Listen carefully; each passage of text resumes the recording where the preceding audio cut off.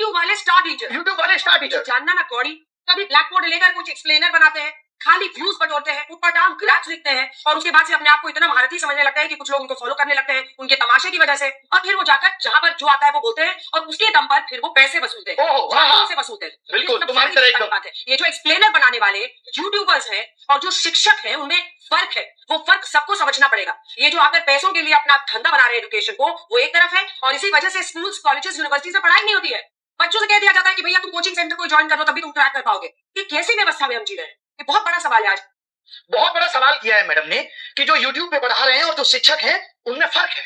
वही शिक्षक जिन्होंने ओएसएम में इतनी गड़बड़ियां की हैं, उन्हीं शिक्षक की बात हो रही है। यूट्यूब का टीचर हम जैसे तमाम लोग जिन्होंने लोगों को पढ़ा करके सरकार के अंदर भेजा।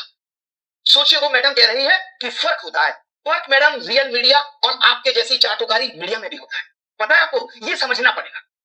जिस तरीके से आप कह रही ना व्यूज के लिए, आप टीआरपी के लिए किस तरीके से स्टूडियो के अंदर घमासान कराती हैं वो दुनिया ने देखा है कि कोई लॉजिक नहीं, सिर्फ उलूल जुलूल बातें। ये पत्रकारिता है तुम्हारी, किसको नंबर मिलने चाहिए?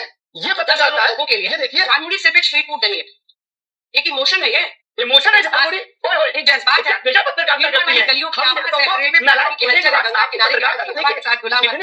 जिसमें सरसों के तेल की पील की खुशबू, सरसों की तेल की पील की खुशबू, मुझे ये सुंदरता है।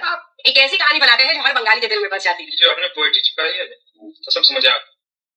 सोचिए कैसे कैसे मीम बन रहे हैं तुम लोगों पे।